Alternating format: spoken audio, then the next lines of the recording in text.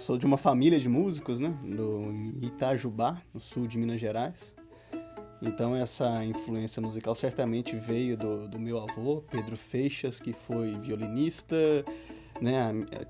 Tios e tias que eu nem cheguei a conhecer, mas que tem uma história musical também. A tia Mirtes cantava na Rádio Tupi, o tio Fernando, grande violonista, o tio Elcio, que eu também não cheguei a conhecer, percussionista, mas eu segui profissionalmente, né?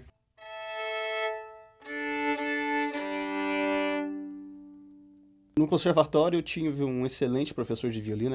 A minha iniciação foi muito feliz com o professor Henrique Basílio. Eu olhando hoje, eu como professor, e olhando para ele, eu vejo como ele foi didático comigo, como ele respeitou os momentos da introdução da performance. Foi muito bem calculado, muito bem dosado. E depois, no ensino superior, na Unicamp, né, ótimos professores ali, né, o professor Esdras, o professor Moacir Del Picchia, alguns professores aqui de São Paulo que eu tive a oportunidade de ter contato também, a professora Eliane Tokeshi, o professor Cláudio Micheletti. E na época eu estava procurando um tema, né, conversando com os colegas, querendo um tema para fazer essa iniciação científica. E uma colega, né, falou: olha, Léo, um mineiro, assim como você, olha, escuta a música dele.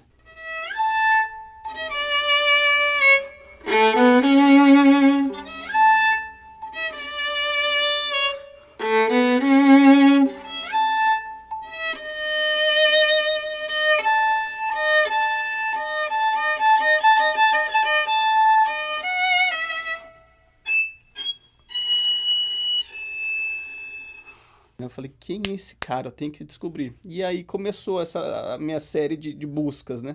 Então, o Flauzino, essa pérola musical brasileira, né? Ele é nascido em 1894, no interior de Minas Gerais, em Barbacena, e faleceu em 1954, em Belo Horizonte. E como compositor, que é o meu objeto de estudo, né, ao longo desses anos, eu foco principalmente num conjunto de obras que é intitulado 26 Prelúdios Característicos e Concertantes para Violino Só. Esses prelúdios são miniaturas, né? São pequenas miniaturas musicais, prelúdios de 55 segundos a 2 minutos e meio, e que ele explora a linguagem tradicional do instrumento, né? Da literatura tradicional do violino, e muitas vezes ele combina as técnicas que já existem para gerar paisagem sonora, efeitos sonoros que ele escutava na época, né? Carro de boi, porteira da fazenda. O que ele está escutando ali, o que ele está representando na partitura, é fácil a gente de Minas identificar também. Uma porteira da fazenda tem duas ruas abaixo a casa dos meus pais hoje em dia. Então, isso dá para imaginar esse mundo que ele vivia, né? Eu sendo mineiro. Então são prelúdios altamente virtuosísticos, porém é interessante notar que ao tocar você observa que foram compostos, né, por um violinista que conhecia a linguagem do violino. Ele conhecia o braço, o arco do violino e soa bem, soa amplo, soa cheio.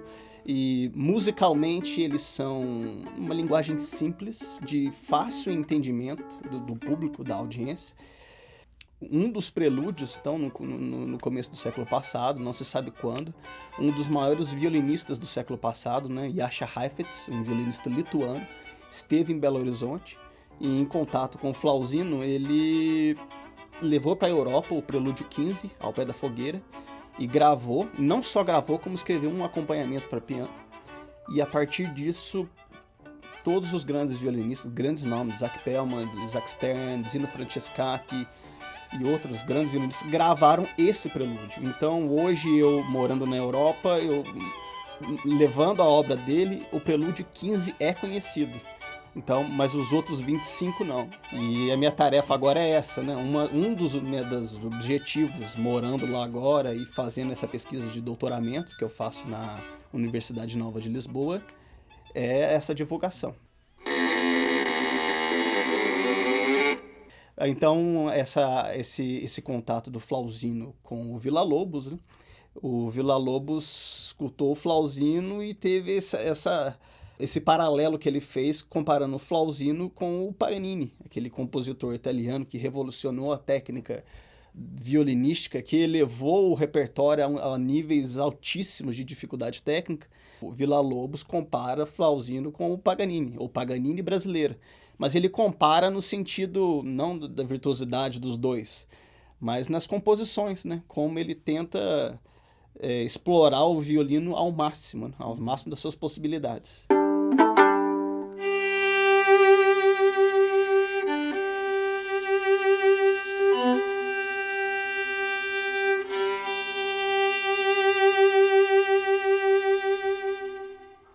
E hoje eu tenho esse respaldo da família, né, esse incentivo que eu julgo muito importante, né? E essa confiança, depois de tantos anos, culminou num fato para mim que não me dá mais, é impossível me dar mais motivação, que é ter acesso, primeiramente, ao arco do compositor, né? E, além disso, o violino também, né? A família me cedeu esse instrumento para ser o curador do instrumento, cuidar do instrumento, e eu tive a oportunidade desse ano fazer a reforma do violino, que foi do Flausino, este violino, e que, nossa, um incentivo maior não há, né? Saber que eu estou tocando no instrumento do próprio compositor.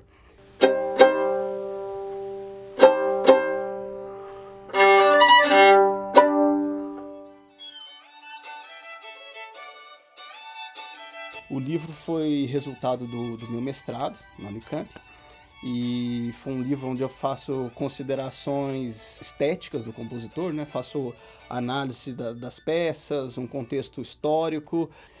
Então, assim como a iniciação científica foi base para o meu mestrado, o mestrado está sendo base para o doutorado. Então, o dia a dia meu na universidade são sempre momentos felizes, assim, porque eu vejo que escolhi certo. Agora, duas questões, uma questão pontual que me deu grande satisfação e falou, pô, é isso. Esse contato com a família Vale, né? Estar com o violino, eu lembro o dia que eles me ligaram, eu estava em Portugal, falando que o violino estará comigo, né? Isso foi, pô, é isso, né? É um trabalho que eu convenci, que eu mostrei ao longo dos anos, que não foi de mão beijada, né? Eu mostrei o trabalho e eles chegaram a ter a confiança de entregar. E esse foi um momento, assim, que eu fico bem grato, assim, bem confiante e certo que eu escolhi o rumo correto, né?